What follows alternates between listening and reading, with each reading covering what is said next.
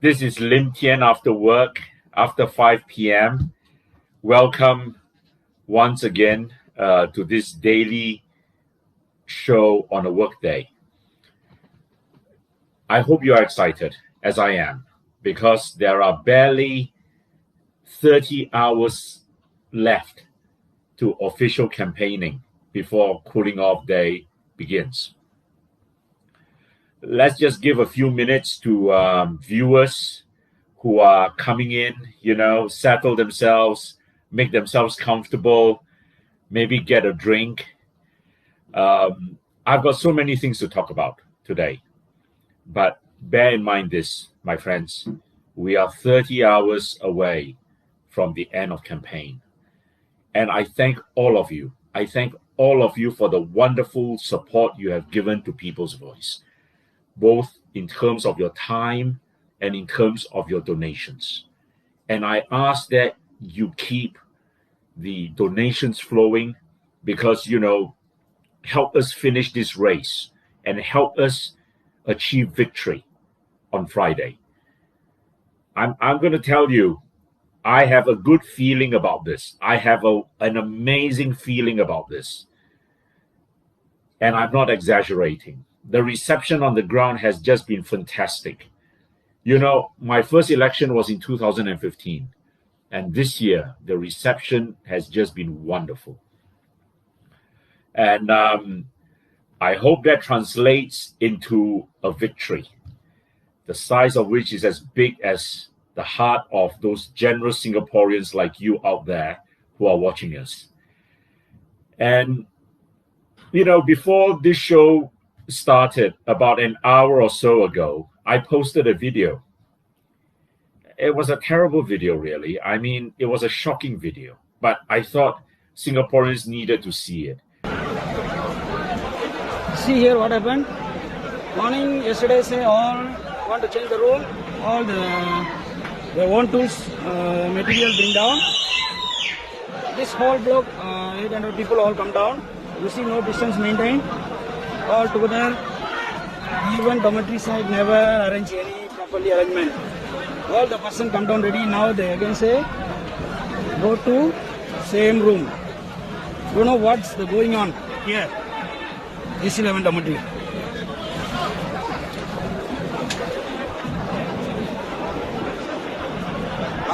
You see the management here, huh? அதே room போகணுமா? இது எதுக்கு வர சொன்னாங்க?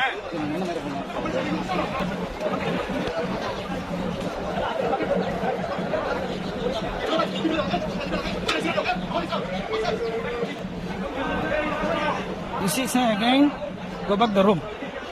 Someone shouting the people. Don't know how to arrange this dormitory. It was a video that was shot on Sunday by, an observer. And it was of a foreign workers dormitory in Seletar Link. And you can see the crowds of foreign workers just milling around. And obviously they had been ordered, to go down to the ground floor. And all of them had gone down with their bags and their belongings. And they were going to be reallocated rooms or, there was a major reallocation exercise going on. And there was absolutely no social distancing. All right? I can't even remember now. I think many of them were not even wearing masks. Yeah? So, my friends, what is Josephine Teo doing? We are now 3 months on from the explosion in the foreign workers' dormitories. No, in fact, we are 4 months on, I think. And what has she done to control the situation? All you hear from the PAP and the Prime Minister is, we have gotten the situation in the foreign workers' dormitories under control. Well, we are still having triple-digit cases every day. And you know what is even more alarming? Is that in the last 2 weeks, the community cases have shot up from 1 to 23 in just 2 weeks. Now, ask yourselves, is the COVID situation really under control? Would a responsible government have done what this government did in calling elections at a critical time like this? This is an utterly irresponsible ruling party, my friends.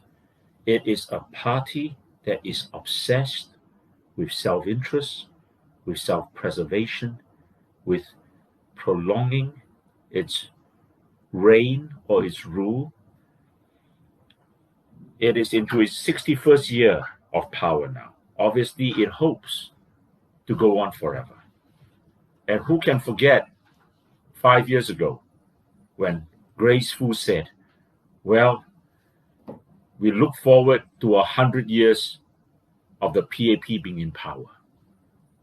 That is their aim. And they will stop at nothing to achieve that, even if it means endangering the safety and the health of Singaporeans. And I have one advice for you. Do not vote for a government that does not care about your interests. And there can be no interest as important as your health. It affects not only you, it affects your family, your loved ones, your next generation. You know, I always say this, there are very few things we actually need a government to do. One thing it should not meddle in, I firmly believe, is business. But what are the critical things that a government must do? A government must protect the country. Defense is one of its most important tasks. And the second, and maybe even more important than defense, it must protect the health and the safety of its citizens. These are the two most solemn duties of any government. You know, having GLCs and taking big stakes in companies, in the economy and things like that are something that the government should not do. It is best left to private enterprise. But if the government cannot even take good care of the health and the safety of its citizens, that is a bad government. And I will never want to be part of a government that thinks only about its own rule and not the safety of its citizens. I think that is a complete breach of its duties. So, we are now about to go to the polls on Friday. And I hope, very much hope, that after Friday, we are not going to have an explosion in the community cases. You know, it has happened before. And I have said this several times previously. In February, Israel had about 21 cases, or roughly around that. It then called general elections. And you know how many cases they had after the general elections? They had over 13,000 cases. All right. There have been other examples. For example, an election in Wisconsin, the state of Wisconsin in America. And they found out that at least about 35 people were infected by COVID after the elections. So why was there the need for the government to place all of us under this risk? You know, yesterday, the ELD sent out a directive and said political parties should not shout slogans because that increases the risk of infection. What do you expect? This is politics. This is campaigning. All right? Followers get excited. They get involved. It's almost like a football game. Yeah? They chant. They shout slogans. And you must know that there are inherent risks. All right? And It is almost impossible, much as you want it to happen, for excited followers not to observe social distancing. They want pictures taken with their favorite candidates and so forth. Yeah. So this election has been the height of irresponsibility on the part of the PAP. But they are using this COVID situation to instill fear into people, hoping that Singaporeans will flee to safety into their arms and vote them in by an overwhelming majority, or what Lee Hsien Loong likes to call a strong mandate, which I'm about to come on now. My friends, they have done this on so many other occasions. They did this when 9/11 happened. They called elections 3 weeks later. It happened after the financial crisis of 2008. And again, you can see them manipulating the situation now and using COVID as the fear, hoping to drive voters into their arms. And I shook my head in disbelief when Lee Hsien Loong said yesterday, or was it Heng Swee Keat said yesterday, that the WP was using the fear of the opposition wipeout to win seats. And he could even pose that ridiculous question, and he asked Singaporeans, can you imagine what would happen on Saturday if you wake up and you realize that the WP has won 2 SMCs and 4 GRCs? What will Singaporeans think? What will foreign investors think? You know what? I think Singaporeans will think it's great. Finally, we are on democracy's march. Finally, we are getting something done about our democracy. But you are talking to a bunch of people who every 5 years believe that they must win overwhelmingly and the opposition must face total or almost total extinction and wipeout. And you had that from Lee Hsien Loong again yesterday, didn't you? At his so-called Fullerton rally, although he wasn't at Fullerton. All right? And again, he posed that same question. And he made it seem as if Singapore would fall apart if the PAP did not have a clean sweep on election day or near to a clean sweep. And my friends, isn't that the same narrative you hear every 5 years? Has anything changed? I ask you. I think we must change. And I ask you to ask yourself this question. Have your lives become better in the last 5 years? Is it easier for you to get a job? Is it easier for you to maintain your standard of living, given the stagnant wages many of you have experienced? Do you think that your children are going to have a better future than you? Ask yourself seriously these questions. Will they find it easier to buy a HDB apartment? Are we becoming a more equal or a more unequal society? I think these are questions you must ask yourselves. Also, are we as proud to be Singaporeans today as we were 10 years ago, 20 years ago? I am a product of the 80s. I am now 55 years old. I was in my 20s. Oh no, I was a teenager. And when I went overseas to study in 1985, I was just turning 21. So I am a product of the 80s, which I thought was a glorious period in Singapore's history. We may not have been so rich. We were still developing. But I think we were a far happier people. We were a far more united people. And we were a proud people because we could see that we were ahead of many other countries in Asia.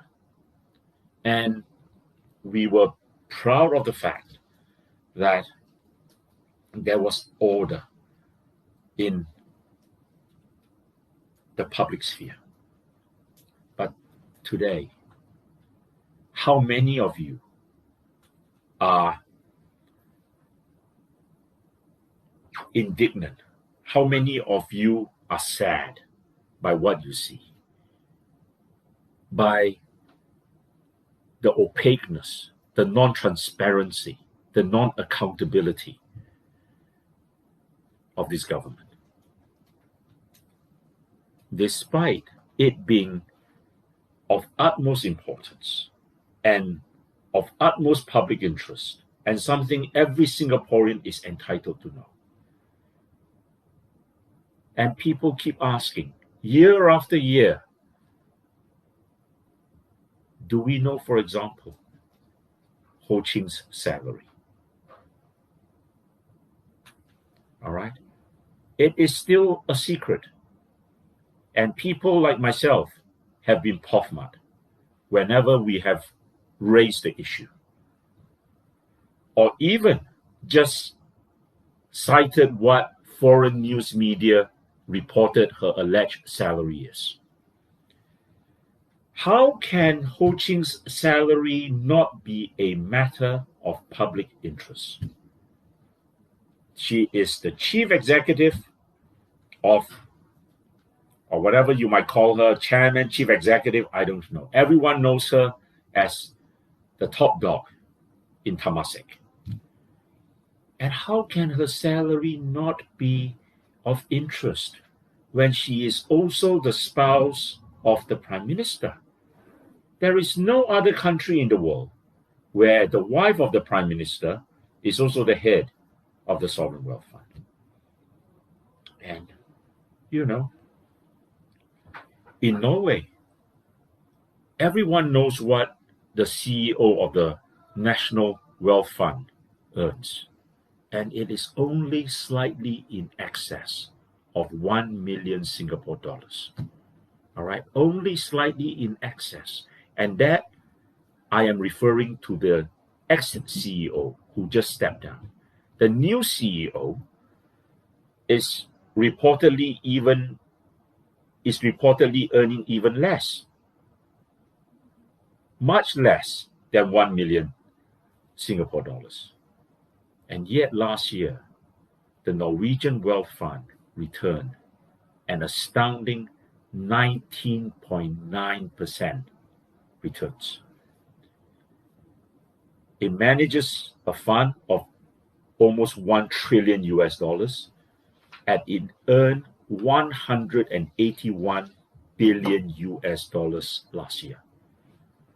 And that is the equivalent of 34,000 US dollars every Norwegian citizen. And here, our Singaporeans, get 2.5%. All right? The lowest return rate on any pension fund in the world. And what is the average CPF payout that Josephine Teo said in Parliament? $355 per month. Ask yourselves, my friends, how do you survive on $355 per month? And that CPF rate of 2.5% has not changed since 1999. All right? So, people's voice is demanding for total transparency as to how our CPF is being managed. We want total transparency as far as the remuneration of all the top executives in the sovereign wealth funds are concerned. Total transparency as far as all the top civil servants in Singapore are concerned. We want total transparency as far as the ministerial salaries and bonuses are concerned. Yeah.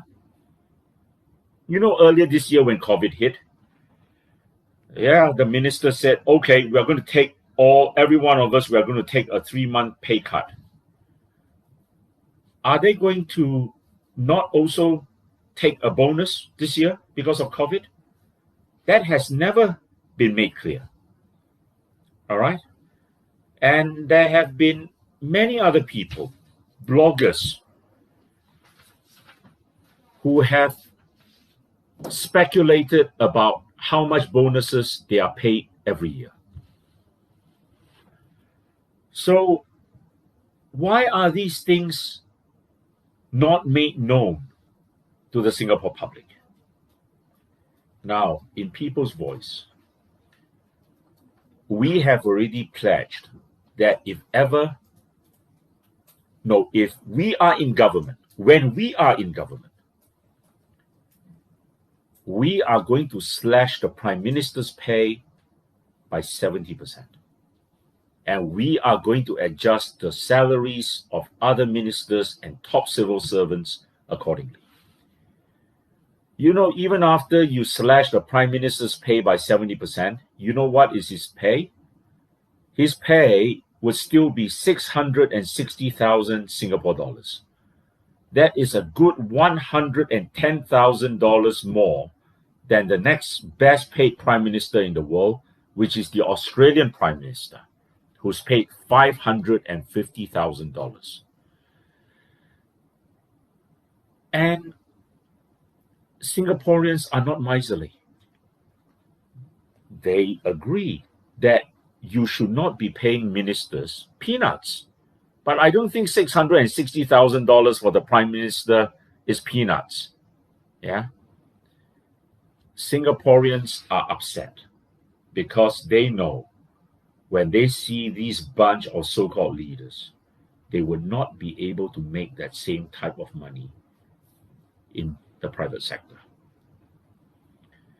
And you can ask yourselves, how many of you, how difficult it is to make $1 million. And yet, these people are paid by the taxpayers. All right? And they have no qualms about taking $2.2 million or $1.7, $1.8 million from the taxpayer. And on top of that, they even have the audacity to say that they are not paid enough. And that if we do not pay some more, and, we will get mediocres. And to them, to a very famous ex-minister, if you do not earn $500,000 and above, you're mediocre. My friends, it is very sad how we have come under the PAP to define leadership, the qualities of leadership. And here maybe you will excuse me if I just spend a few minutes telling you some stories which have inspired me to go into public life, despite the difficulties and the dangers of doing so in Singapore when you're on the side of the opposition.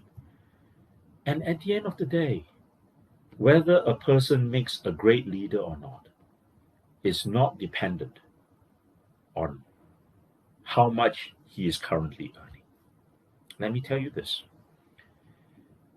One of the greatest examples to me, and it always sticks in my mind, is the greatest general America had during the Civil War.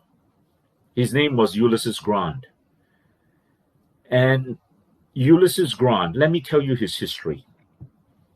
He had been a decorated soldier in the Mexican War. And mind you, the American Civil War happened in the middle of the 19th century, all right? In the middle of the 1800s. And he had been a decorated soldier in the Mexican War. But after the war ended and he went back to the United States, he he fell into a rough patch in his life. All right, he was suffering from poverty, abject poverty, actually, and he was actually the village drunk.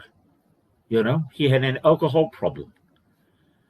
But when the Civil War started, and at first it went very badly for the Unionists, the side led by Abraham Lincoln, which was trying to end slavery. And they were, of course, fighting the Confederates who were from the South, who were in favor of slavery, because, you know, that was how the economy in the South prospered, by the use of slaves. And Abraham Lincoln, you know, despaired of his generals, because although the Unionists had superior numbers in terms of troop numbers, he had generals who were not willing to fight. All right? And that's why in the early stages of the Civil War, the Confederates were winning. And Abraham Lincoln was, you know, just pulling out his hair. And eventually he appointed Ulysses Grant, all right, to be the supreme commander of the Union forces. And when he did that, his other generals thought he was mad, because, you know, they said, hey, this fella has no money, all right? He lives in poverty. He's a drunk. But you know what? Abraham Lincoln's answer to them was, well, at least he has the courage to fight, all right? And he fought. And he started winning. So, at the end of the day, it is not what you are presently earning. Leadership calls for more than that. It would be sad if in Singapore we think that someone who earns less than 500,000 is mediocre. I can tell you, many of the ministers in the PAP, I know, earn lots of money. To me, they are mediocre. They really are. They have no courage. They have no imagination. And that is why you saw in the COVID saga. Oh, I think it went off. I'm sorry for that technical glitch. I hope it was a technical glitch and that no unseen forces are trying to cut off my communications with you. All right? Because they think that my message is too scary for them or too powerful. But I was telling you, it will be a very sad day in Singapore when we think that only those people who earn $500,000 and above are entitled to be our leaders and to serve us. And let me give you another example. You look at our parliament. Do you not think it's disgraceful? We pay every MP a $16,000 allowance every month. And they cannot even attend parliament for 4 to 5 days in a month, if that. All right? There are some months when parliament doesn't sit. Okay? And yet you look at that chamber. It's a chamber of horrors. It's a chamber of shame. It's a chamber where there's no serious debate, no serious discussion. And that is why, my friends, I ask you, you know, in the last few days, there have been so many discussions about NCMPs. And that is a red herring that the PAP is throwing at the electorate, trying to persuade them that there is no need to vote in the opposition because they will have 12 NCMPs. Yeah, that is a complete red herring. Because as I've said on this program before, NCMPs do not constitute who eventually become the government. So in this election, yes, the PAP is hoping for 93-0 on Saturday. And then they'll say, okay, I have 12 NCMPs here for you. Yeah, they have the voting rights, they have the same voting rights, everything. But at the end of the day, they have absolutely zero impact on the constitution of the government. And that is what counts.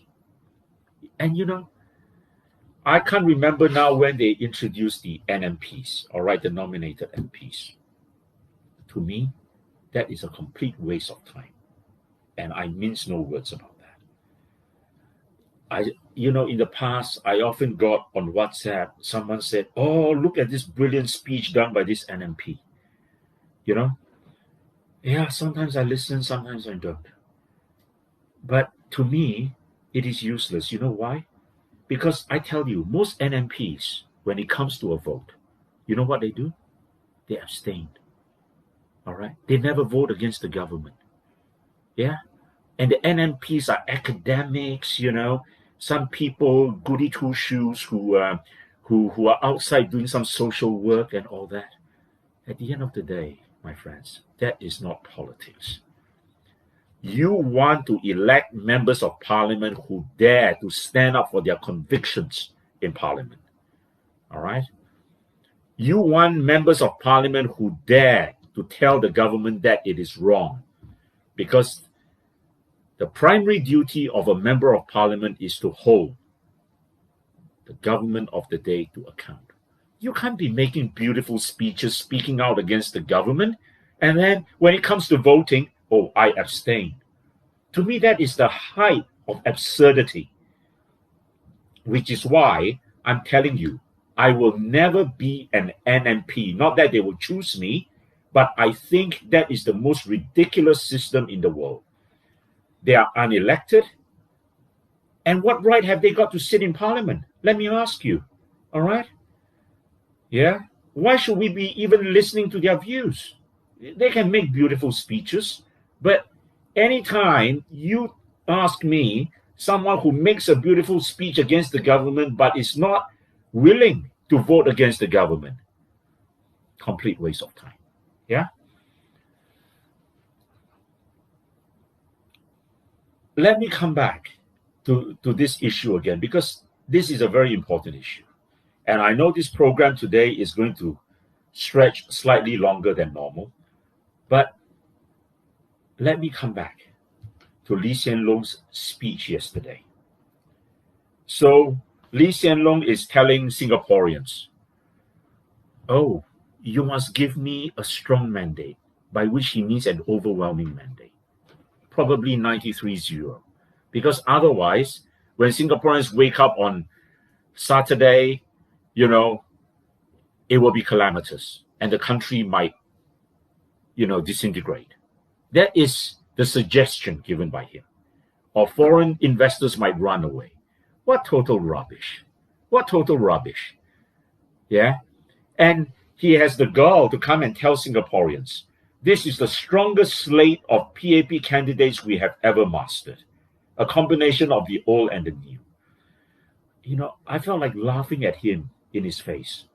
You look at their new candidates, and despite 2 decades of PAP talk, speak, yes, we are going to find fresh blood in from the private sector and all that. Their new candidates come from the civil service. They come from the army. All right? Yeah. They are having to scrape the bottom of the barrel. Why? Because the professionals, people who have established themselves in business, are not willing to join them. It's as simple as that. And you know why that is the case? I tell you why that is the case. Because the PAP is stuck in a model. It is stuck in a neoliberal model, which began about 40 years ago, which believes that if a person is not rich, it means that there is something morally wrong with him. It means that he's lazy. It means that he's not working hard enough. Yeah? And the PAP is more willing to help the rich, believing that if they get richer, their wealth will trickle down to the rest in society. So-called trickle-down economics. Typical neoliberal economics. But many people in the outside world, even entrepreneurial people, know that that world order has now collapsed.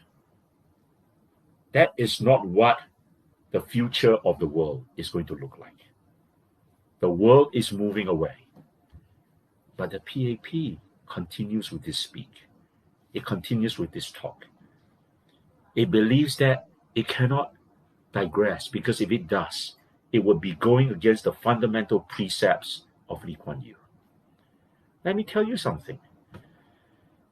Lee Kuan Yew, when he came to power, was a left-winger.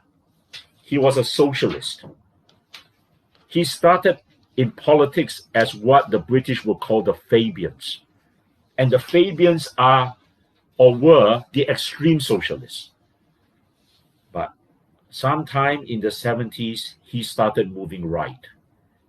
And when neoliberalism came into fashion in 1979 and 1980, with the advent of the election of Margaret Thatcher and Ronald Reagan in the United Kingdom and America, that is when you saw the PAP turn into one of the most right-wing governments in the world.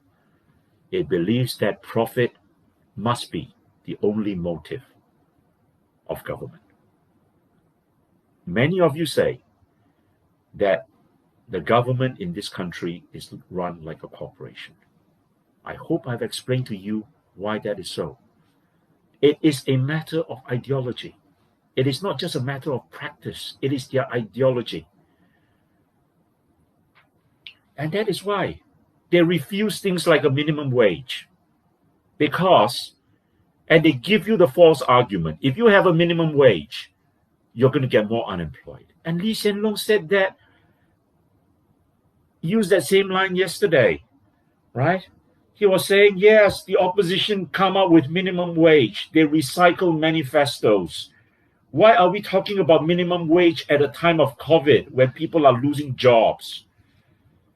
You know, in 1938, when America was still in the Depression, they had a great, great president by the name of Franklin Delano Roosevelt, who introduced the minimum wage, even when the country was in a depression. And Roosevelt told the Americans, if a business cannot afford to pay a minimum wage, it has no business being in business. And the minimum wage lifted America, millions of Americans out of abject poverty because of the Depression. And Franklin Delano Roosevelt lifted America from its knees, saved America from its knees. And so for the next 40 years, you had the New Deal, you had the Roosevelt Doctrine being paramount. And then, of course, in the 70s, that doctrine came to a halt, and you had the neoliberals take over. But my friends, the 40 years of the neoliberals are up as well. And today, people realize that they want more out of government, that government cannot exist just to make profit from its citizens. People want a government that cares. How can you tell a Singaporean with no CPF to his name? Because in the early days, many of our pioneers worked for very low wages, had no CPF. And you expect that person to continue working into his 70s, into his 80s, maybe even into his 90s? I do not think that is a humane society. I do not think that is the hallmark of a first world nation. Because the hallmark of a first world nation is to give dignity to its pioneers. It is no use giving them nice names like the pioneer generation when you expect them to do back-breaking work when they're 70 plus into their 80s. And I think many Singaporeans feel that way. And we are not a nation that is unable to take care of our elders. And yet the way we treat them is just disgraceful. It is disgraceful. And years ago, I think it was in the 90s now, all right? We had an NMP, propose a bill in Parliament, which was the height of absurdity, suggesting that if children did not take care of their elderly, all right, you know, the law could be used against them. Tell me, my friends, how many parents will have the heart to do that? Many children today are having difficulties even adequately providing for their families, because we are now the most expensive country in the world for the last 5 years. And parents do not want to burden their children. So how can we as a society come to that stage where we think that we can use the law to force children to look after their parents? And I make no apologies for that. I think it is the duty of the government to look after its elders. And that is why for a long time I have said that the CPF is a broken system. It is a broken system because fundamentally it is a dishonest system. It is a dishonest system because from the start, Singaporeans were led to believe that it was a system that could take care of them in old age. But today, we know the truth. Today, we know the truth. And not only that, the government has not been straight with Singaporeans. It told Singaporeans at the start, we will return you CPF at 55. Yeah? And the goalpost keeps changing year after year. You know, and today, yeah, you're going to get your last installment payment when you turn 90. How is that being straight with Singaporeans, with their life savings? And again, I don't care what others tell me. There are fancy economists out there who tell me, who propound theories to me as to why the government cannot return people's CPF at 55. I have no time for these people, okay? Because to me, if the government promises the people something, it should keep that promise. Yes, you can advise citizens, keep the money with CPF. All right. If you're not good with your money, keep it with CPF. At least you can have, you know, a fixed sum or whatever go back to you every month. But at the end of the day, the choice must be with the person to whom that money belongs. And that money belongs to that citizen of Singapore. And I think it is fundamentally unfair to Singaporeans as well. When, you know, you are paying them a fixed rate of 2.5% for the last 21 years. All right? It has absolutely no correlation with the real world. I mean, you look at Malaysia, our closest neighbor. They have a system called the EPF, which is almost identical to the CPF. Yet it pays a rate of return of between 6 to 7% a year. And the Australians have a pension scheme, what is known as the superannuation. And of course, that is privately managed. And, you know, you can get returns that range from 8% all the way to 21, 22%, even 23% in very good years. What are we doing paying our people 2.5%? Is it any wonder that that 70, 80-year-old is still having to work at that age? How can that be the hallmark of a first world nation? And that is why, my friends, I say we have to move away from this ideology, which is an outdated ideology. We have to move away from that and into a system where we take care of our elderly and our pioneers, and not just give them beautiful, fancy names. Yeah. Now, I want to touch on something which I think is related as well. You know, I have gone on at length about salaries, ministerial salaries, and other things. But I think one of the most important issues in this election is something that you can feel yourself. It is the absolute arrogance of the PAP. Go and read what Lee Hsien Loong said in his so-called Fullerton rally yesterday. He was basically saying, well, if you want a strong government, all right, vote for the PAP. If you don't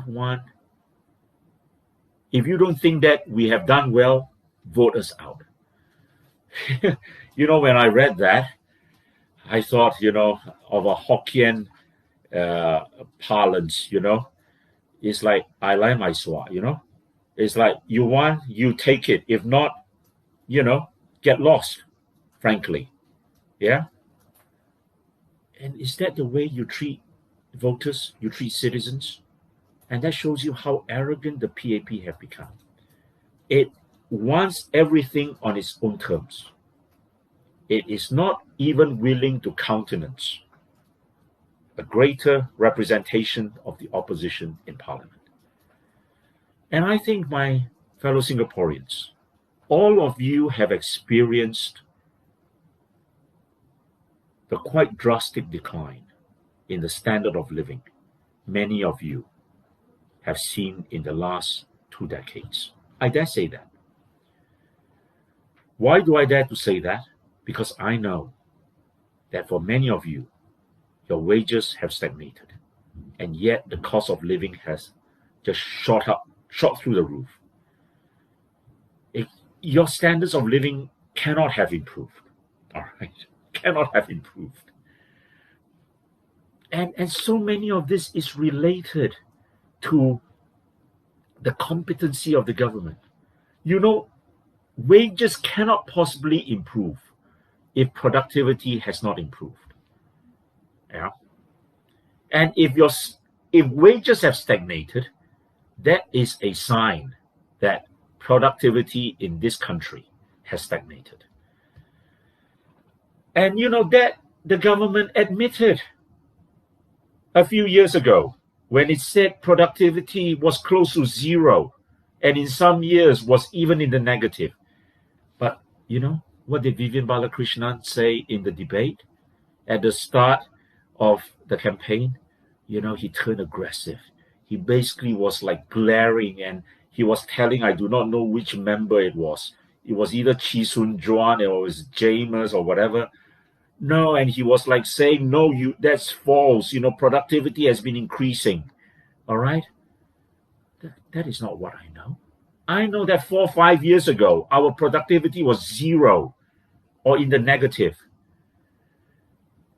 You can't have increasing wages when productivity is not increasing. And if productivity is not increasing, you know that you do not have a competent economic team in place. Yeah, Heng Swee Keat, I say he is the worst finance minister in Singapore's history. And this is the man the PAP wants to be the next prime minister. Under him, we have had the worst bout of unproductive growth. Yeah, because productivity has been minimal, negligible, even negative. And this is the man, he's come up with all sorts of various reports, like the Future of the Economies Committee, the report. And his ex-colleague Inderjit Singh said it was a rehash of old ideas. I mean, this is a man with no imagination of how to bring Singapore to the next level. Which is why, my friends, don't let them deceive you with all this talk about how you must be a trained economist in order to understand how government works. I tell you this, at the end of the day, political economy is not about economics. Political economy, as its name implies, is about making the right political decisions. I want to recount another story to you there was this very famous British Prime Minister. His name was Benjamin Disraeli. You know, he's a great favorite of mine. And he was the first, in fact, in history, the only Jew to have ever become Prime Minister of Britain. And he would not have been able to do so if, at the age of 12, his father had not left the Jewish faith and converted to the Church of England, became an Anglican. And so Disraeli was baptized in the Anglican Church, and only because of that could he later qualify to be a member of Parliament. And Disraeli, you know, thought of himself as having no financial knowledge whatsoever. Yeah, he was a brilliant writer, brilliant novelist, even wrote books when he was Prime Minister. And when people ask Disraeli, what is the greatest characteristic of a leader, of a Prime Minister, his answer was always imagination. You need imagination of how to bring your country forward. And you look at Heng Swee Keat, you know, he's a person of absolutely no imagination. Yeah, the reports he comes out with, you know, absolutely no imagination there. As Inderjit Singh says, a rehash of old ideas bundled together to make a new report. But these are all old ideas. They have been tried, and many of them have not succeeded. All right, so why are we rehashing old ideas? And you know what? One of the old British Prime Ministers, Lord Derby, made Disraeli the Chancellor of the Exchequer. And Chancellor of the Exchequer in Britain means our finance minister. And Benjamin Disraeli recoiled in horror and said, I can't be Chancellor of the Exchequer. I know nothing about economics. And Lord Derby told him, you know what Lord Derby told him? Don't worry, they'll give you the figures. Yeah, the civil servants will give you the figures. And Disraeli became one of the most famous chancellors of the Exchequer. And if you go into number 11 in Downing Street today, which is the official residence of the Chancellor of the Exchequer, it's next to number 10, right? That is the official residence of the Prime Minister. You see two pictures in the hallway. That of William Gladstone, probably the most famous Chancellor of the Exchequer, and later a great Prime Minister of Britain. And on the other side of the wall, Benjamin Disraeli. What does that show you? You do not need a training in economics to understand political economy. And don't let the PAP fool you. At the end of the day, how that public purse, how that money from that public purse is spent, or what they call fiscal policy, is all dependent on political decisions. Where do you want society to go? In what direction? And I can tell you, in every direction the PAP have taken us in the last 10 years, it has been the wrong direction. It has been a direction against the interests of the Singapore people and of the Singapore citizen. My friends, I want to end this session before I take some questions by telling you that with the end of the campaign nearing, I hope all of you can help us push towards the finishing line and give Josephine Teo and team their knockout blow. I have a formidable team in Jalan Besar. 3 other people who are running with me who will make great MPs. Besides myself, I have Leong Zi Hian.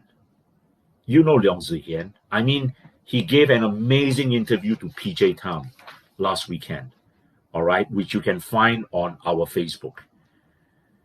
And he explains in great detail there, in language all of you can understand, why our jobs figures and why so many other areas of our economy and the figures there are completely non-transparent.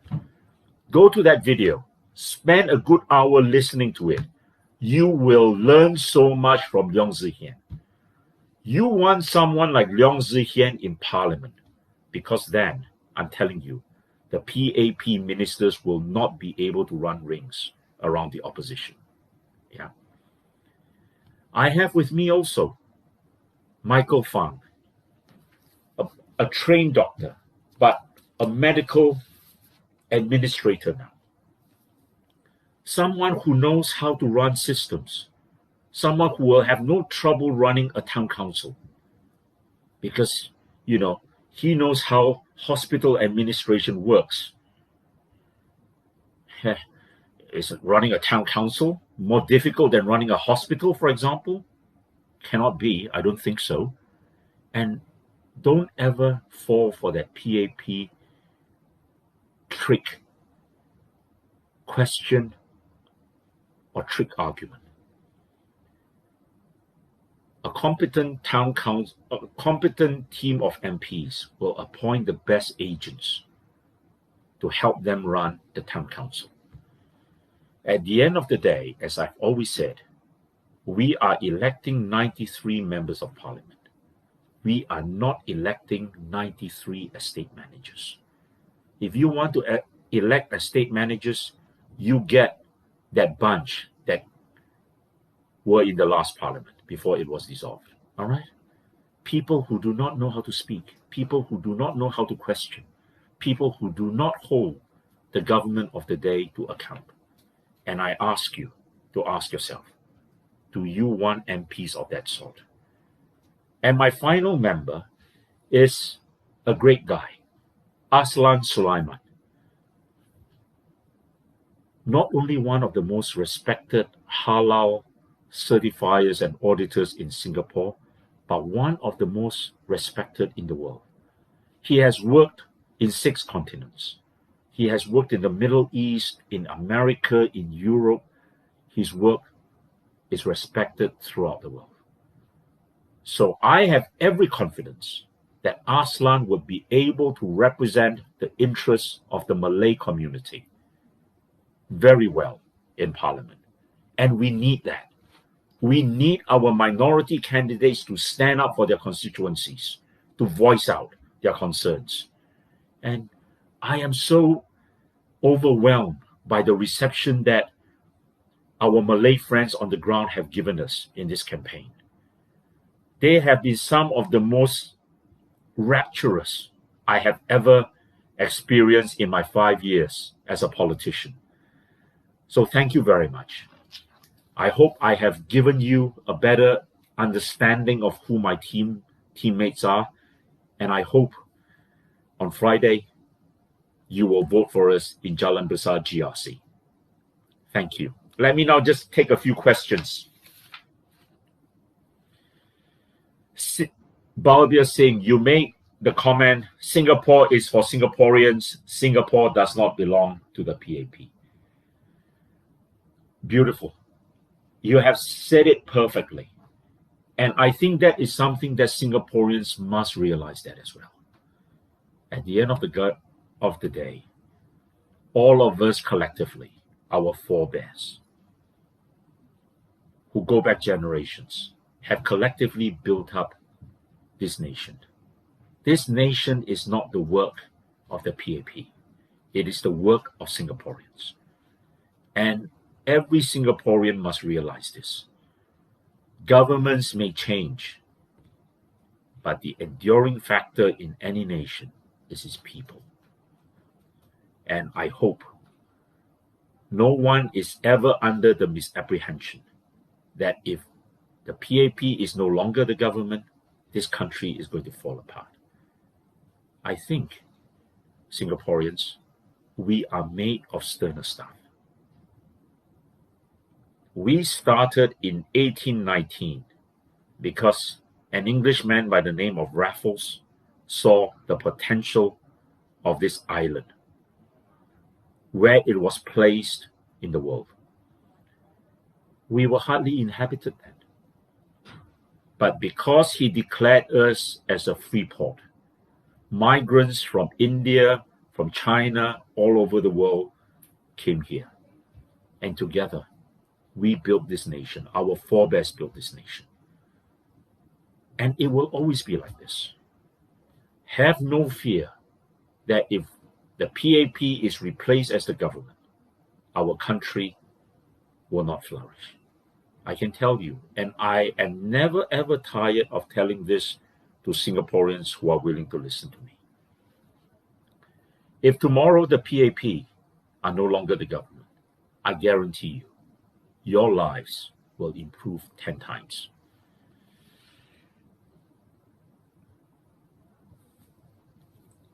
Na Abiram, I hope I pronounced your name correctly. You've commented, I would make a fine minister of law. Thank you very much.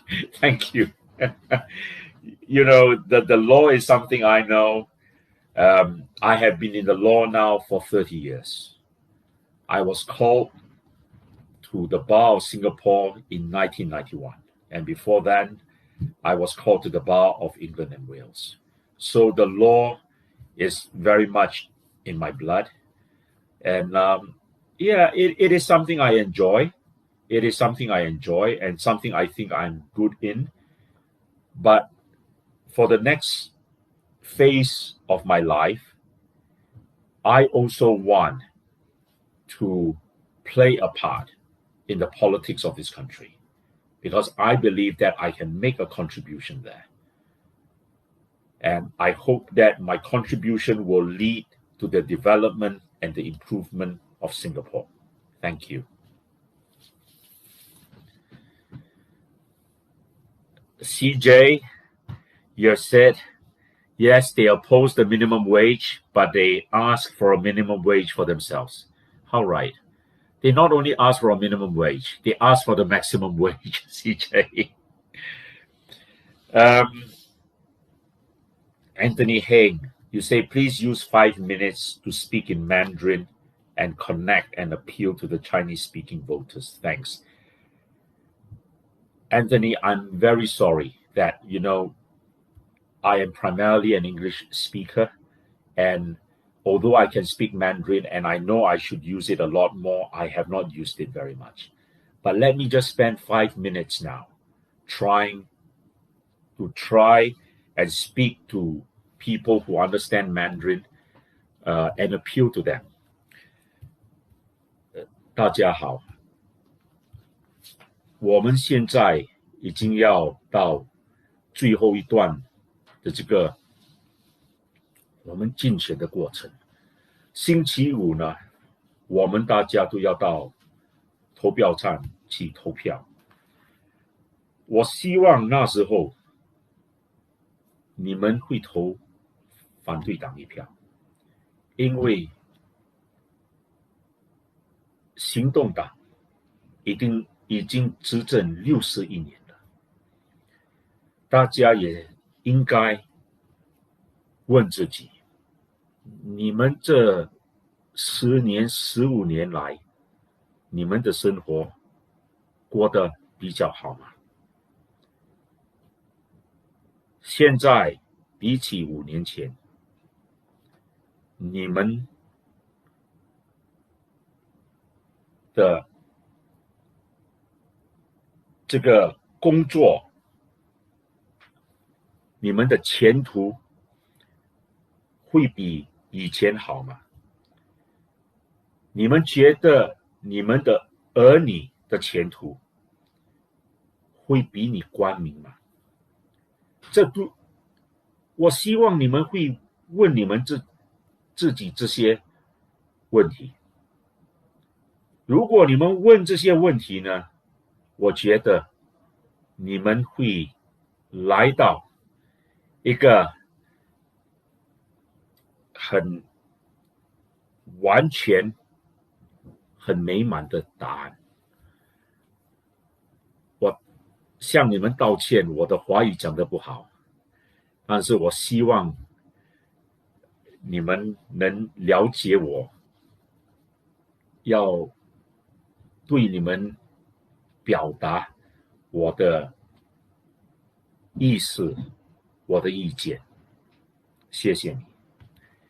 Anthony, I hope that is an illustration of my level of Mandarin. It used to be a lot better. As I've said in this program before, I grew up in a Mandarin-speaking family. Both my parents converse with each other in Mandarin. I converse actually, incidentally, in Hokkien throughout my younger days. And I was very, very proficient in Hokkien. But, the years of not using Mandarin and the years of not using Hokkien, especially when I was studying overseas, has led to a marked, decrease in my proficiency. But I hope in time to come, I will manage, to attain a better level of proficiency. So I hope that will do for now.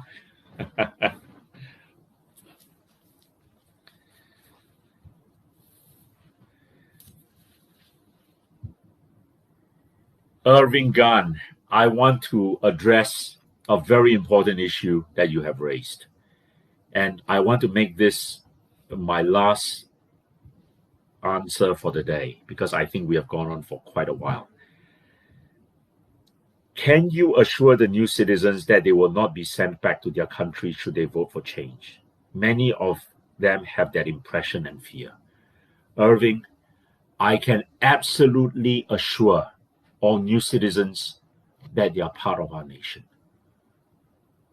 I treasure each and every new citizen, and my party, People's Voice, will always, always protect that new citizen. To me, citizenship is the foundation of our country, of our society. And you have seen that expressed in my speeches, in my party's manifesto. I think that one of the saddest things that has happened to Singapore in the last 20 years is that our citizenship value has gone down. Government today, the PAP government, is not placing the same value on citizenship as it should be. And that is why we have this major influx of immigrants. All right? And that has led to that Singaporean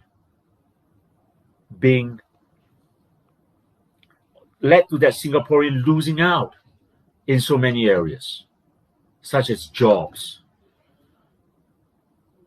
Now, I think our immigration policy has been insane, has been crazy. And I would totally reverse that. I would put a stop to bringing in new people. I would not allow the population to go beyond 6 million. But to those who have become our citizens, I absolutely guarantee you the protection that you deserve under our Constitution. And we will protect your jobs, because do not forget, you left your own country to come to our land for a better future, to make a better life for yourselves and your families. And we do not want you to go through any difficulties. We do not want your breakfast, lunch, or dinner taken away by new foreigners who come in. And that is what I mean when I say I want to protect the interests of that Singaporean. I am not xenophobic. I am not against foreigners. But what I am for is for that interest of that Singaporean. And I think that interest of that Singaporean is getting a raw deal at the moment. You know why? Because of our government's crazy immigration and labor policies. It throws its doors open, and it expects a Singaporean citizen to compete with 3 to 4 million Asians, all right, who can come in and work in our country. Not 3 to 4 million. There's a workforce in Asia out there that's about 3 billion people. Now, why should Singaporeans be subject to that type of pressure? In no other first world nation will you find their citizens having the stress of having to compete with foreigners for jobs in their own country. I think I have said enough, and Irving, I hope I have given you that guarantee. We will protect the new citizen like we protect indigenous Singaporeans. Thank you very much, my friends. It has been a long session.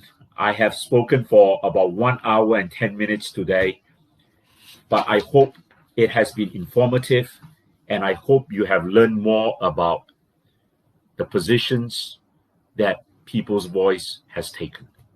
Thank you very, very much. And once again, I cannot not ask you for your donations.